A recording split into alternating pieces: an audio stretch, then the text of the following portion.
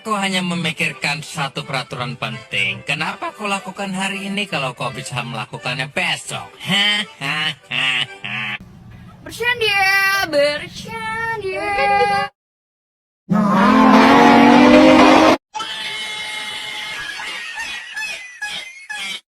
Anda ingin sukses? Anda ingin maju? Anda ingin berhasil? Ya, jangan menyerah. Tekun, giat, semangat. Oh, hi.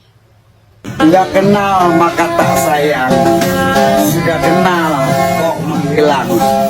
Just kidding, forever, underpass, fly off.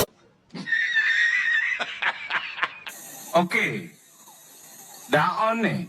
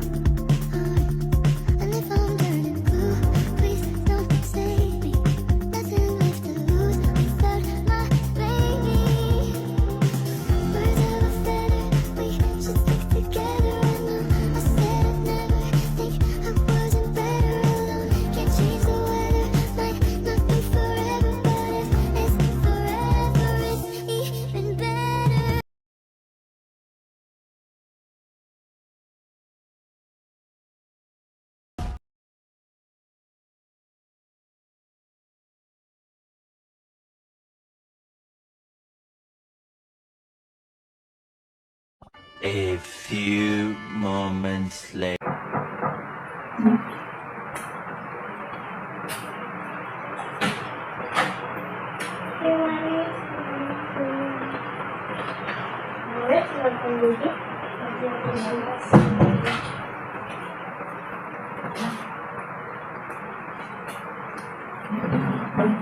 Gimana nih tadi perjalanannya? Gimana ya Pak? Lumayan agak jauh sih. Gimana kabarnya? Kabarnya gimana ya Kak? Mau dibilang sangat indah, dibilang tapi lumayan capek.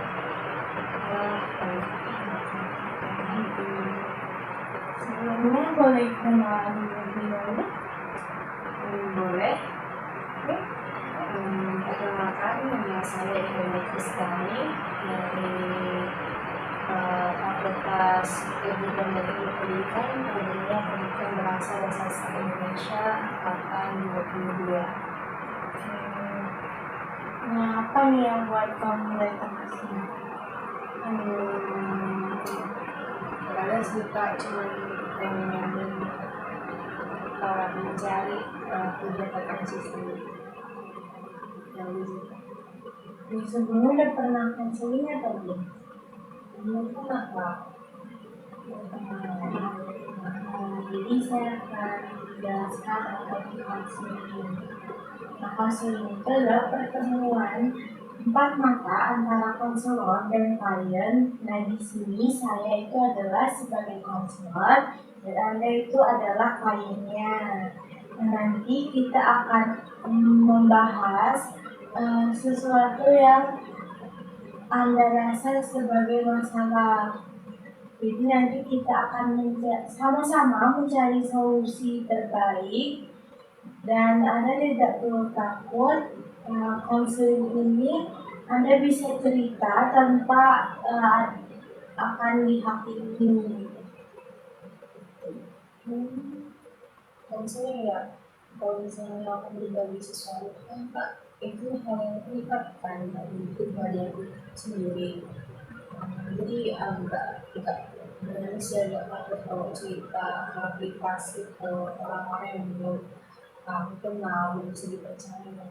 Tapi tenang aja, di konseling itu ada beberapa akses yang mengikat kita. Nah, itu yang pertama itu ada akses kerahasiaan. Nah, tadi kan takut kan ceritanya nggak aman. Nah, di konseling ini nanti apapun yang Anda ceritakan, saya tidak akan menyebarluaskan cerita tersebut ke siapapun itu tanpa ada persetujuan Anda. Nah, terus di akses kedua itu ada kesukarelaan. Nah, jadi saya berharap Anda sukarela untuk menceritakan permasalahan yang Anda alami. Pas rela? Nah, terus yang ketiga itu ada akses keterbukaan. Jadi saya berharap Anda untuk terbuka apapun yang Anda rasakan, yang Anda apapun yang Anda rasakan, yang Anda bebani, nah itu boleh diungkapin. Nanti saya juga akan terbuka untuk menyampaikan segala sesuatu yang akan saya berikan.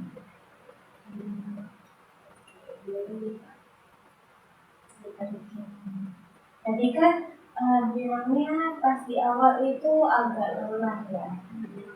Kalau boleh tahu itu kenapa? Mungkin keadaan situasi kondisi hati sekarang kan ini kan udah Desember, jadi saya bisa kan ada pengen pulang kampung sama keluarga dan sebagainya, namun nggak bisa terlaksana pulang cepat karena masih mungkin tahun akhir dari mana kita berikan. Oh, jadi kamu lagi magang. Iya Kak, benar-benar Kamu tahu magang apa? bangun pendidikan yaitu program studi dari kampus dari kampus mengajar PDKM. Nah, di situ kan ada beberapa program. Yang pertama itu ada PMM, cuma kemarin berharap sih kalau PMM buka di sekitar tempat ini nggak buka. Kalau dan nanti kita ada di semester satu pengen coba juga kampus yang dari luar. Nah, baru yang kedua, program LKM-nya ada kampus mengajar. Kemarin itu sempat daftar, cuma nggak juga Kak di bagian proposal dan itu dan sebagainya. Nah, yang ketiga ini namanya magang kependidikan. Magang kependidikan itu sama kayak kampus mengajar Kak, dia mengajar di sekolah-sekolah tertentu, namun kalau magang pendidikan itu nggak digaji, jadi uangnya pribadi. Kecuali kalau KM, kalau mengajar itu setiap 2 bulan sekali dikasih gaji dari BKM-nya atau kampus mengajar ini. Oke, kan tadi katanya nggak digaji ya? Iya. Itu merasa terbebani?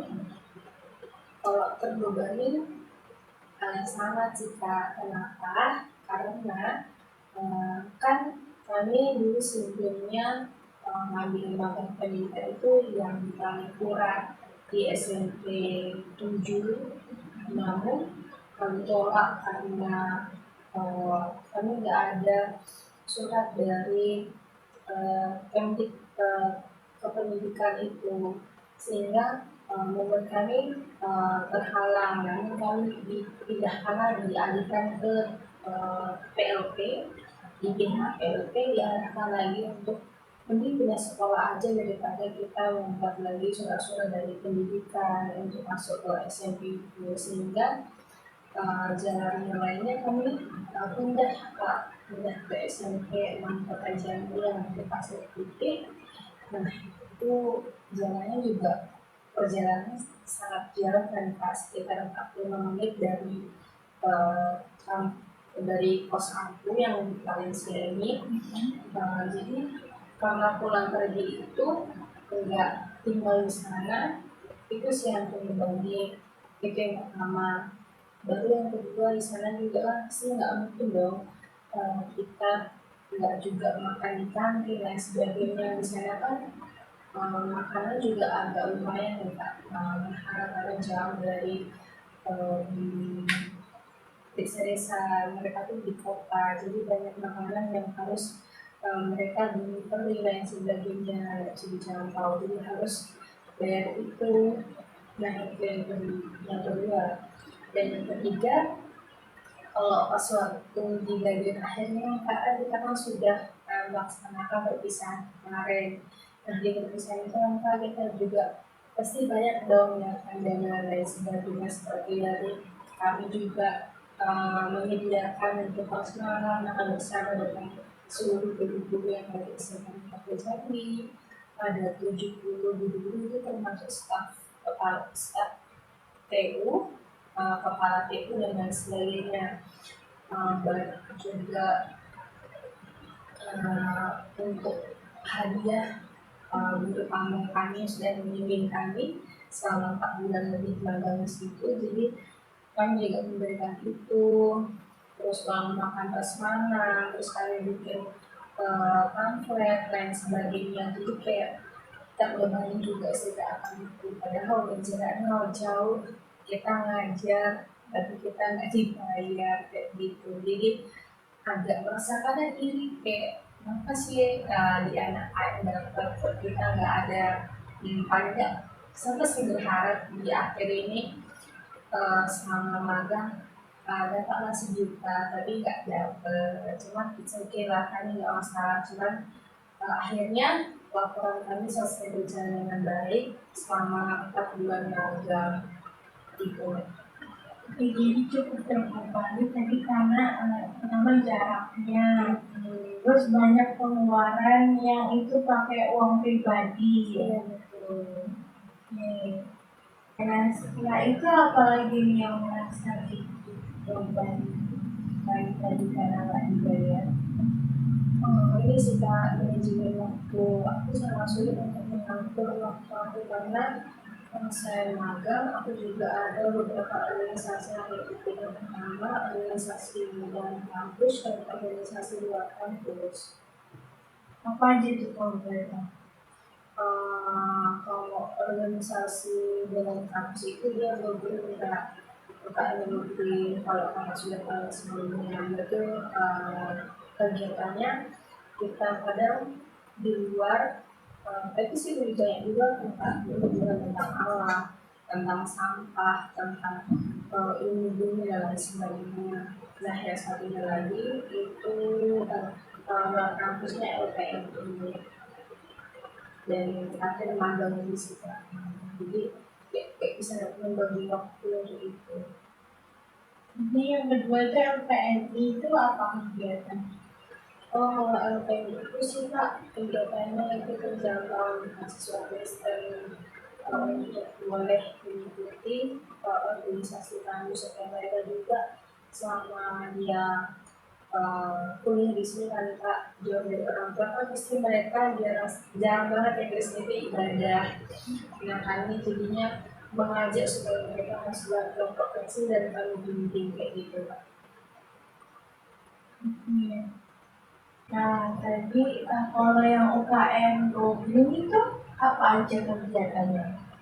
Nah, kegiatannya banyak sih Kak, yang banyak menguras waktu juga, agak sampai sih, soalnya banyak prokernya. Apa aja tuh proker yang kamu datang?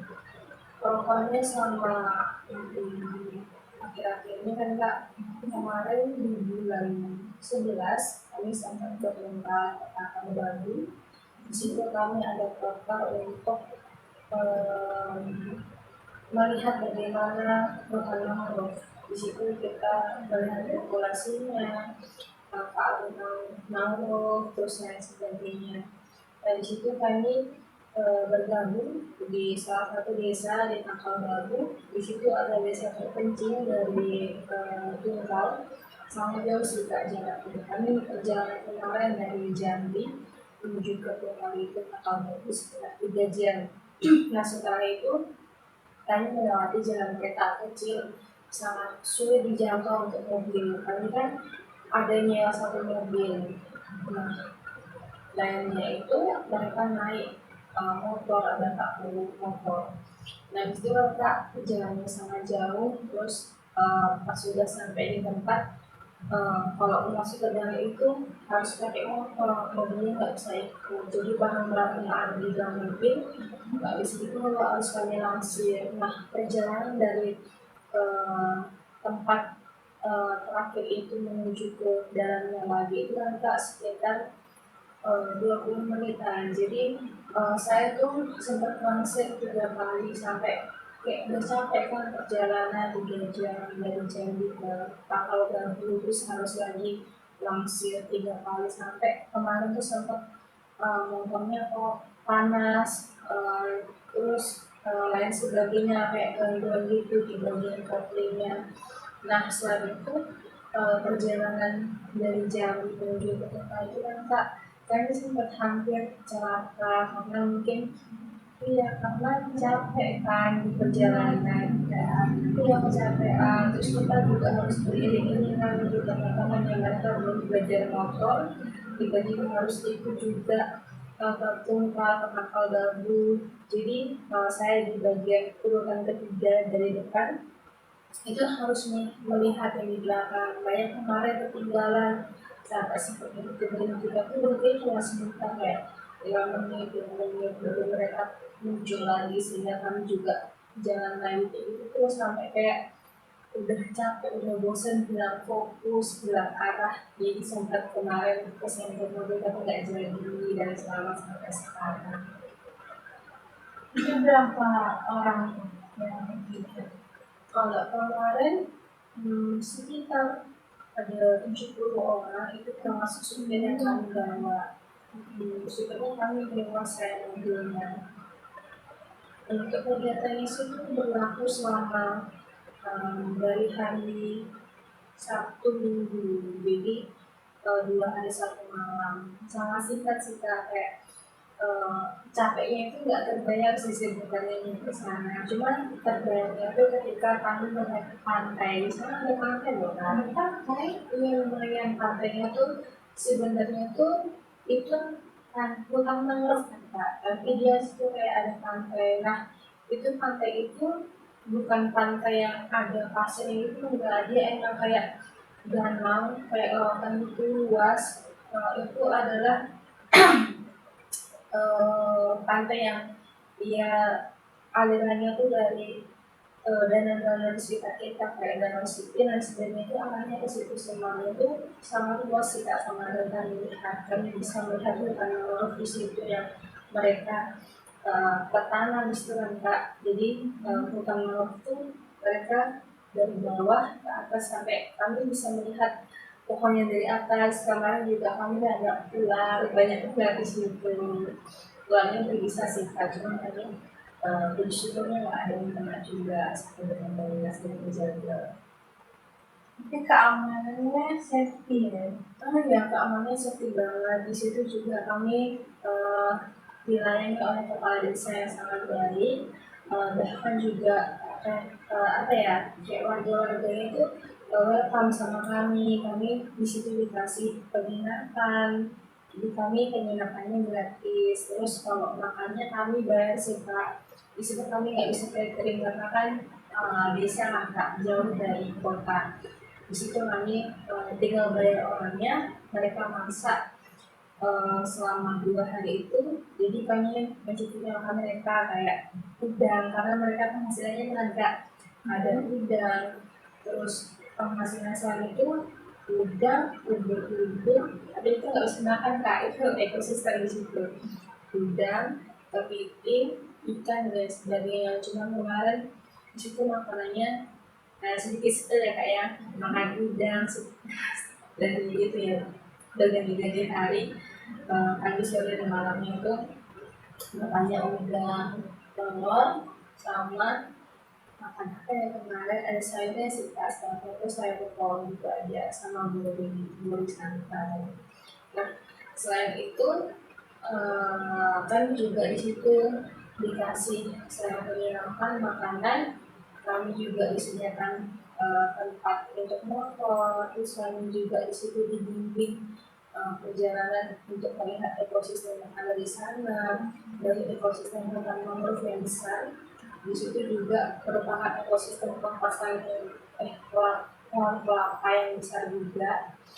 Nah itu banyak juga pohon kelapanya kak, daerah penghasilannya itu juga. Jadi sangat bersyukur sih kemarin melihat desa Kapal Bambu yang sangat indah dan luas ini juga dipandang oleh bupati kita, oleh para calon-calon pembesar, sehingga jalanan di situ masih jelek, terus sangat jauh, tidak bisa dijangkau dengan mobil, harus naik motor. Nah, dari situ tadi saya rasa mungkin cukup padat ya jadwalnya, tapi Anda terlihat sangat happy dari tadi ceritainnya tuh. Nah, tadi kan bilang jadinya manajemen waktunya berantakan. Itu gimana maksudnya? Sebenarnya sih kak, kenapa saya happy? Karena kalau di organisasi itu karena saya suka kak berhubungan tentang alam. Saya kan cinta alam, walaupun beberapa waktu masih sering sih buang sampah saudaranya itu emang dari pribadi belum bisa untuk apa ya melakukan yang terbaik gitu ya. Tapi sedang mencoba untuk hal itu seperti menggunakan botol, terus tidak memakai barang-barang yang plastik atau menggunakan sarden saat makan. Tapi masih proses sih kak, walaupun belum dilakukan. Nah, pertanyaan tadi kenapa sih bisa happy ya, karena itu karena saya cinta alam, sehingga walaupun perjalanan jauh tadi nggak terbayar dengan baik, tapi karena saya cinta alam, saya penasaran tentang Indonesia, cinta Indonesia, keinginan Indonesia, jadi saya terbayar tentang itu walaupun cuma sebentar ya kak, 2 hari 1 malam. Nah kalau manajemen waktu itu sebenarnya kayak capek kan kak, bagi antara magang pendidikan, organisasi luar kampus dalam kampus program itu sebenarnya sangat sulit. Yang paling sulit itu di bagian magang pendidikan, karena itu mungkin bukan basic saya kak. Saya masuk di kampus itu memilih jurusan pendidikan bahasa dan sastra Indonesia itu pilihan orang tua. Jadi kayak sebenarnya suka gak suka, mau nggak tahu ya harus diterima. Jadi itu sih kak hal yang karena aku suka, jadi aku bahagia walaupun manajemen waktunya nggak bisa. Tapi kalau hal yang sulit untuk disukain kayak magang ini kayak sulit ya, karena itu kita magang itu ketemu dengan anak-anak koordinator yang sangat gimana ya kak, mereka masih mencari jati dirinya, jadi kami belum bisa menjangkau mereka, maksudnya mengajak mereka, mendidik mereka bagaimana menjadi siswa dan siswi yang baik. Nah, itu kalau boleh tahu magang tadi di kelas berapa dan gimana cara ngadepin anak-anak tersebut yang tadi dibilang nggak bisa diatur? Kemarin sih kami dibagi ya kak, kami ada 7 orang dari kampus. Di situ magang ada 7 orang, yang pertama 3 orang ini ada kepelatihan olahraga, 1 cowok, 2 cewek. Nah yang 4 orang ini dari pendidikan bahasa dan sastra Indonesia, ini cewek semua, termasuk saya kak, saya pendidikan bahasa dan sastra Indonesia. Jadi selama kami magang kami dibagi nih kak, 1 orang itu 1 kelas. Kalau saya dibagi mendekat kelas 8G. Nah, itu kan kak, sekolah itu terdiri dari 33 lokal. Nah, jadi setiap satu angkatannya kayak kelas 7, 8, dan 9, kelas 7-nya itu dari kelas A sampai kelas K, kelas 8 juga kelas A sampai kelas K, kelas 9 juga kelas 9A, 9A sampai 9K. Nah, jadi saya kebagian di kelas 8G.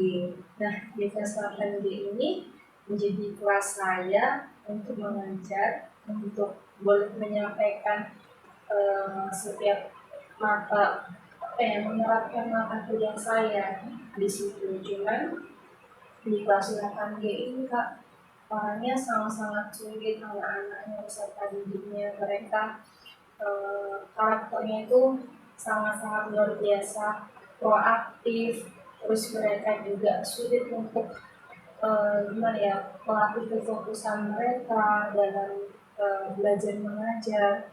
Terus kami juga sulit untuk mengatur bagaimana kami sebagai pengajar ini boleh menyampaikan materi dengan baik. Namun di situ kami diarahkan oleh namanya guru kamu. Di situ kami diarahkan oleh guru kamu untuk bagaimana sih kita boleh mengajar di kelas, bagaimana menjadi guru yang baik, bagaimana kita boleh memahami setiap karakter dari peserta didik kita, terus bagaimana juga kita boleh menyampaikan materi itu sesuai dengan apa yang didapat dan didapat oleh peserta didik juga. Nah, di situ kami juga bagaimana ya Kak, kalau kami ngajar itu kami nggak pernah dihargai oleh adik-adik karena mungkin mereka dari SD ke SMP itu kan Kak, levelnya itu kan naik, jadi mereka belum bisa beradaptasi untuk hal itu, sehingga yang darinya SD itu terbawa-bawa sampai ke SMP, dan di kelas itu sangat ribut Kak. Mereka suka berteriak-teriak, mereka suka bermain-main, mereka lari sana lari sini, lompat-lompat, bahkan ketika ada guru itu mereka tidak bisa menghargai mereka. Itu tentang pengajaran apakah setiap hari masuk kelas atau gitu? Ya Kak, kalau kami itu ngajarnya di bagian aku sendiri ngajar di hari Selasa di jam 8, 9, dan 10, itu dari jam 12 sampai jam setengah 3 sore. Nah, setiap 1 jam pelajaran itu terdiri dari 45 menit. Jadi di selang-selang waktu pelajaran selanjutnya saya diambil 3 jam agak pelajaran. Jadi di saat saya mengajar itu saya juga terapkan SBG supaya adik-adik saya itu tidak bosan, bisa melatih kefokusan mereka kembali supaya mereka fokus nanti saya sampaikan materi dan mereka menerima materi yang saya sampaikan. Nah, untuk masa magangnya itu berapa bulan? Masa magangnya itu kan Kak, kalau dia PLP itu 2 bulan. PLP juga sama dengan magang itu berbeda, karena PLP itu kan di semester 7. Kalau magang dari PLP di semester 5 dan di semester 6. Jadi kami magang ini 1 semester Kak, dari bulan September, Oktober, November, Desember. Jadi ada 4 bulan kami magang pendidikan.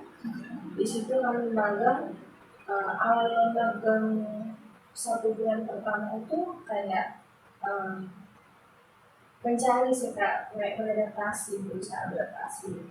Nah, di bulan keduanya itu kami sudah mulai masuk ke kelas sesuai dengan kurikulum Merdeka Belajar, ada proyek juga. Jadi kami juga selain mengajar, kami sebagai pengolah juga ketika guru contoh dia nggak bisa masuk di kelas karena ada kegiatan di luar itu, jadi kami menggantikan guru tersebut sehingga jam kami ini double. Misalnya kegiatan kami sebagai mata pendidikan itu selain mengajar di kelas kami masing-masing, kami menggantikan guru yang tidak bisa hadir, boleh kami di situ juga membantu guru yang nggak bisa tiket karena juga kegiatan mereka masing-masing, dan kami juga ada tiketnya masing-masing Kak.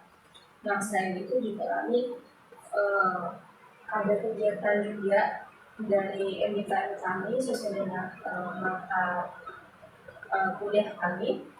kami ada 8 mata kuliah, ada literasi bahasa, ada teknologi digital, ada semuanya penerapan pembelajaran dan lain sebagainya.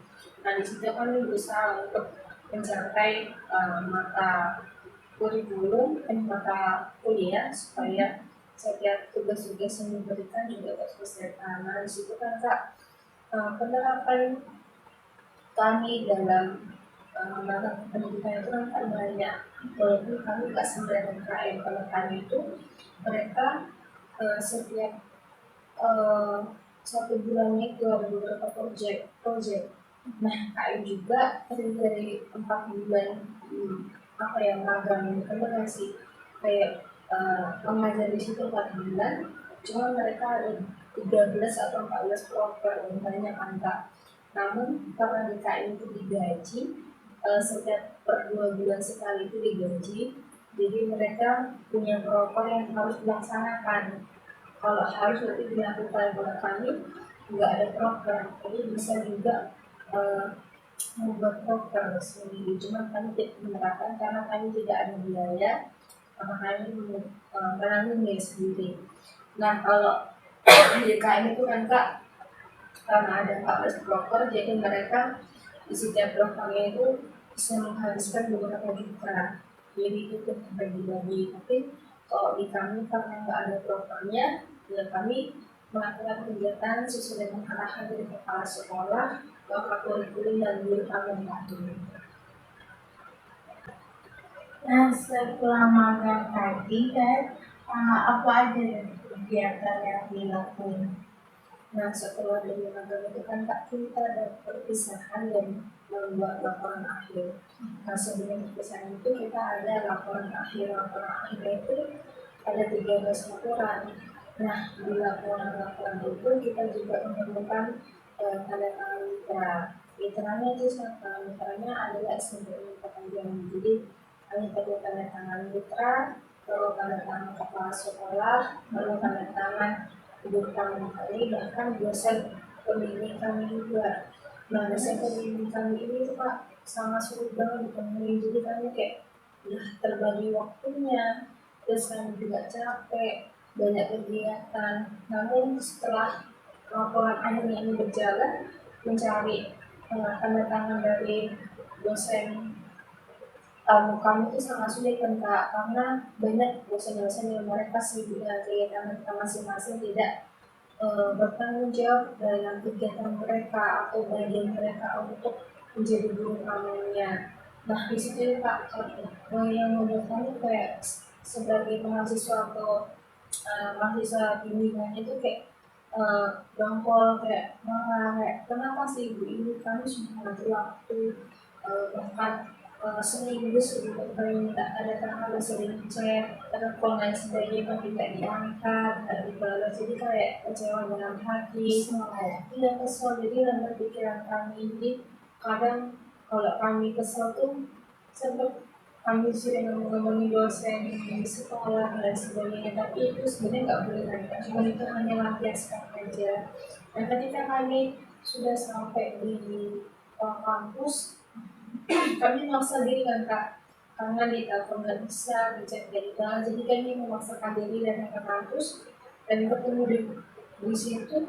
Kata dosennya, mohon maaf ya nak, nggak aku baca pesannya, nggak angkat teleponnya karena ibu lagi sibuk bimbingan gitu kan, karena kebetulan dosen kami ini dosen muda dan dia dosen skripsi untuk anak-anak bimbingannya, anak bimbingannya juga banyak, makanya dia membagi waktu dengan tapi dia tidak bertanggung jawab dengan anak bimbingannya yang magang pendidikan di SMP Kota Jambi. Jadi saya membuat kami kesal. Selain itu setelah kami di situ bimbingan, nah kalau magang pendidikan itu angka bimbingannya itu disiapkan ya, ada jadwal kayak aksinya gitu, jadi harus 3 kali bimbingan baru nanti bisa ikut UAS. Nah prosesnya itu kan Kak, dari laporan akhir ini kita selain tadi 3 kali bimbingan, kita ada juga laporan-laporan kepada dosennya dengan tanda tangan, laporan akhir 13 kali, 13 laporan, baru nanti 13 laporan itu dimasukkan ke LP3M, baru dijilid. Setelah semuanya di ACC, baru kami akan ujian di hari yang mana dosen tamunya itu minta. Nah, ujian ini masih dipersiapkan Kak. Nah, selain itu setelah kami menyelesaikan laporannya, kami juga kembali ke sekolah itu untuk perpisahan. Di perpisahan kemarin kan Kak, semuanya berjalan dengan lancar, semuanya juga membutuhkan biaya. Nah, karena ini dana pribadi, jadi kayak habis-habisan di situ dibagi untuk kadang-kadang kepada guru kamu, terus kadang-kadang untuk sekolah. Itu baru yang ketiga, kita ada prasmanan makan-makan bersama 70 guru, kepala PU dan staf kepala yang lainnya.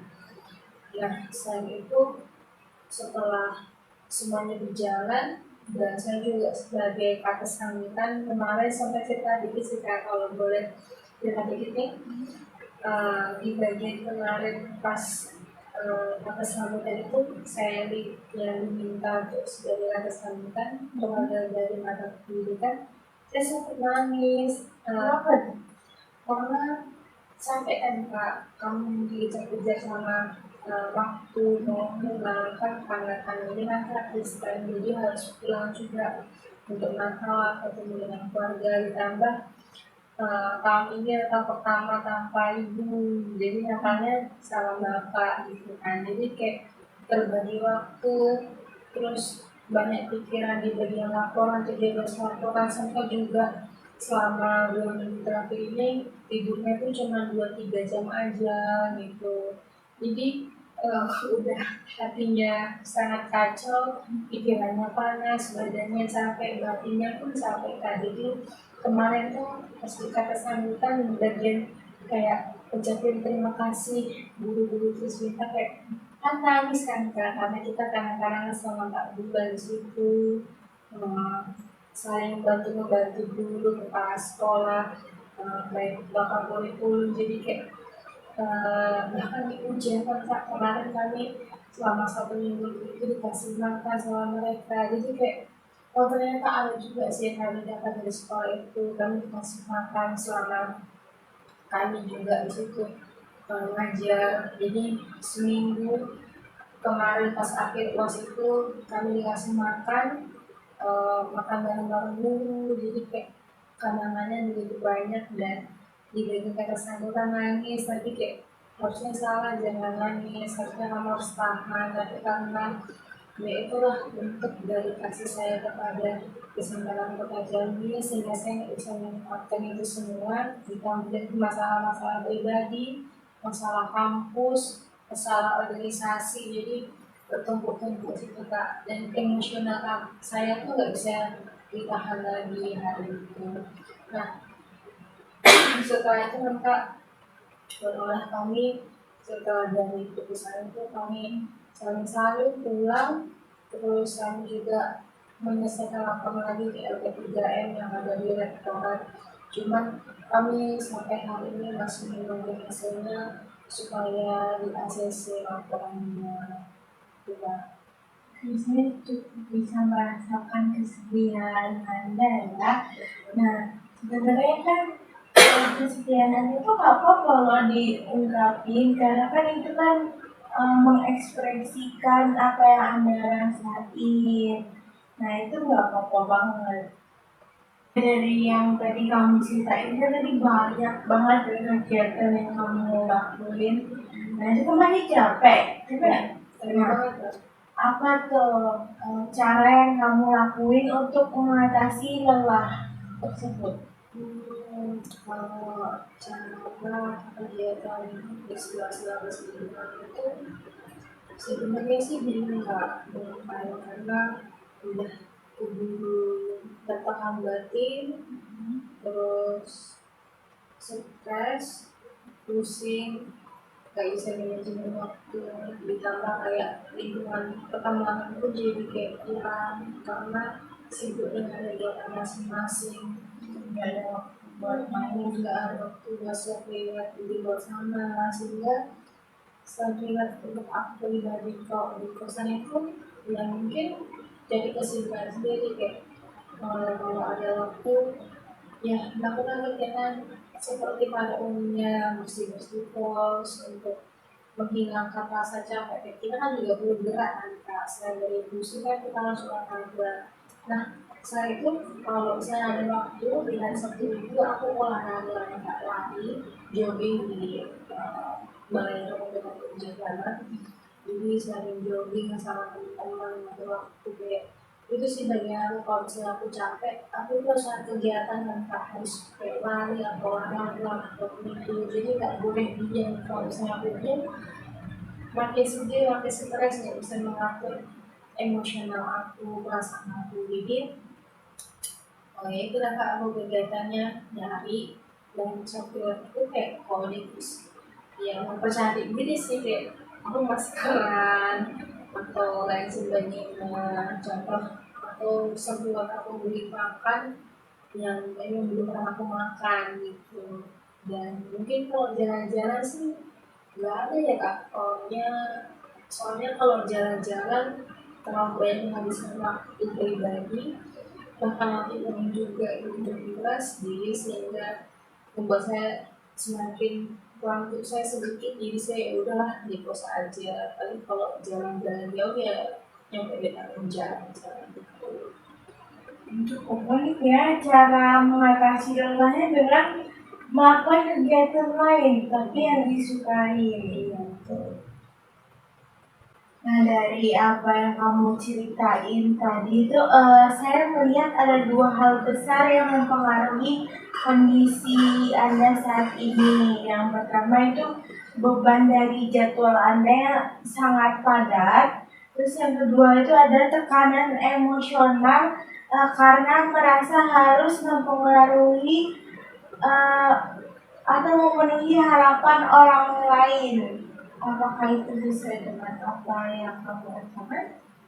Ya juga aku terlalu banyak tuntutan dari orang lain terutama tuntutan dari organisasi aku yaitu kayak ini harus menjaga banyak orang menjaga target kayak aku yang tertekan batin dan pikiranku yang kacau terus ditambah dengan keadaan pengen pulang cepat dan sebagainya orang tua memberi rumah kayak nak pulang dong cepat bapak di sini antara sendiri tapi kayak kalau bilang nggak bisa pak karena banyak kegiatan di sini masih menggugah suasana dan sebagainya selain daripada itu sih kak tuntutan dari selain dari LPI organisasi juga Dobrin karena di sebulan terakhir ini ada beberapa programnya itu yang pertama kami ada kegiatan untuk capture ya jadi kemarin sampai juga ingat di Unja campingnya itu di Unja dan sebenarnya itu happy sih karena kan bekerja di Unja jaraknya kan 7 menit langsung sampai nah disitu kita juga ada kegiatan dimana kalian bisa cerita pilih seni ya dan sebagainya cuman yang membuat aku kurang itu karena waktu sekitar hanya cuma sedikit di tengah kita hari Sabtu sampai Minggu aja jadi itu kegiatannya dari Sabtu pagi sampai Minggu pagi jadi di sana juga selain itu kita ada have fun itu kita main games menggunakan semangka terus main games menggunakan air jadi kayak udah bersih-bersih pakai semangka terus uniknya sih kak kalau tentang makanan lagi nih kami nggak catering dan nggak pesan makanan karena kami keterbatasan uang di Bogor karena di Bogor itu sangat sulit di bagian keuangan karena tidak didukung oleh dosen atau pihak kampus ya pihak kampus dukung cuma dia dukungnya kegiatan kayak bus dan MPO dan sebagainya nah selain itu kak kami kencan kami juga ada coaching nah di coaching ini kami kayak dididik supaya kami tahu bagaimana arahan kami dalam kegiatan guru itu kami diarahkan supaya kita nanti kalau jadi BPH diangkat kita tahu bagian kita, tugas kita jadi apa. Nah, selain daripada coaching itu, di coaching kan Kak, kita dibentuk ya Kak ya, dibimbing sama pemimpin juga. Nah, jadi juga membuat pikiran aku terbuka, bisa sharing dengan mereka. Nah, selain itu, sebelum kemarin kami ada kegiatan tugas musyawarah besar untuk melantikkan direktur Blueprint baru. Jadi kegiatannya jadi kayak kami sampaikan proker yang sudah dilakukan selama tugas mereka di tahun ini. Nah, jadi di Umbis itu kita membentuk lagi direktur yang baru dengan tugas yang baru, dengan PSDM yang baru, terus lain sebagainya juga yang baru. Nah, di situ juga kami sebagai pemilihan direktur itu banyak yang kami pertimbangkan bagaimana memilih pemimpin yang baik yang bisa membimbing kami, menuntun kami supaya Green ini semakin maju. Karena kalau kami lihat Green ini anggotanya semakin hari semakin waktu semakin dikit kan Kak. Jadi kami berusaha bagaimana supaya Green ini juga tetap berlanjut, enggak juga semakin dikit, karena saya juga cinta alam, supaya banyak orang juga yang mencintai alam di Indonesia ini, keindahannya. Sepertinya dari yang kamu cerita ini, selain kelelahan fisik, kamu juga mengalami tekanan emosional yang cukup besar. Apakah kamu pernah berpikir untuk mengurangi beban tanggung jawabmu itu? Kalau mengurangi beban sempat sih Kak berpikir kayak aku pengen keluar dari UKM dengan ini, karena kayak saya berpikir ketika dengan orang-orang yang toksik itu kayak lelah kan Kak, karena hidup aja udah kayak toksik banget, apalagi bertemu dengan mereka yang hidupnya lebih toksik lagi. Jadi kayak sama-sama toksik jadi apa gitu kan. Namun dengan apa yang dibahas sekarang ini, umur kepala dua, jadi kayak berpikir gimana sih kayak berusaha lah untuk keluar daripada itu. Mungkin di suatu hari nanti kalau kita diterima di perusahaan, kita akan ketemu orang-orang yang karakter yang lebih berbeda, mereka lebih toksik daripada hal yang kita kenal sekarang. Nah, jadi itu bisa membantu saya sih Kak, menurut saya, supaya saya boleh mempunyai relasi yang lebih baik lagi dari organisasi satu dengan yang lainnya, supaya bisa mencapai bagaimana kita menjadi pemimpin yang baik nantinya. Itu sih Kak kalau dari aku. Jika Anda bisa milih nih satu tanggung jawab yang bisa dikurangi tanpa berdampak besar, apa yang mungkin bisa dikurangi? Yang bisa dikurangi sih mungkin gimana ya, kalau dari aku pribadi jangan terlalu sibuk dengan diri sendiri sih Kak. Kayak manfaatkan waktu itu dengan baik. Contoh kalau misalnya aku balik dari kampus atau dari ngambil angkot dan sebagainya, itu kan suka tidur kan Kak, suka kayak tidur, bermain HP, buang-buang waktu, itu kan kayak nggak serius banget kan. Namun ya itulah namanya manusia, pasti ketergantungan dengan HP, dia butuh kayak hiburannya itu dari HP semua. Tapi itu yang membuat saya jadi nggak bisa memanage waktu saya dengan baik, karena saya selalu terpaku dengan HP, membutuhkan HP sebagai hiburan, alasannya itu. Namun sebenarnya HP itu hanya penunjang kita untuk membantu kalau misalnya kita butuh sesuatu, bertanya, nggak ada yang bisa jawab, kita searching di HP. Tapi saya membuat itu ketergantungan, sehingga sulit untuk saya bisa mengatur waktu tadi. Jadi kalau dengan pribadi yang bisa dikurangi, lebih banyak meluangkan waktu untuk melakukan yang lebih bermanfaat daripada bermain HP atau tidur. Dari cerita tersebut mungkin kita akan sama-sama mencari solusi untuk menyelesaikan masalah yang Anda hadapi ya, beberapa strategi yang mungkin saya bisa berikan, mungkin yang pertama itu bisa dengan manajemen waktu. Nah, Anda itu bisa menggunakan aplikasi pencatat kegiatan. Jadi, dicatat tuh apa aja kegiatan yang Anda lakukan. Terus buat skala prioritasnya, mana nih yang lebih diprioritasin. Nah, terus juga bisa alokasikan waktu tidur itu biar nggak stres, minimal banget itu 6 sampai 7 jam, jangan kurang dari itu ya, karena itu juga bisa memicu stres. Nah, cara kedua itu bisa dengan pengembangan mengajar, bisa konsultasi dengan guru pembimbing atau guru pamong tadi ya yang Anda bilang. Nah, terus kalau misalkan ada waktu luang dikit nih, tadi kegiatannya banyak ya, tapi kalau misalkan ada waktu luang dikit tuh bisa ikut workshop tentang pengelolaan kelas. Jadi kan tadi katanya agak susah kan ngatur anak kelas tersebut. Nah, bisa ikut workshop atau bisa juga dengan mempraktikkan metode pengajaran yang variatif. Jadi anak-anaknya bisa lebih di-handle.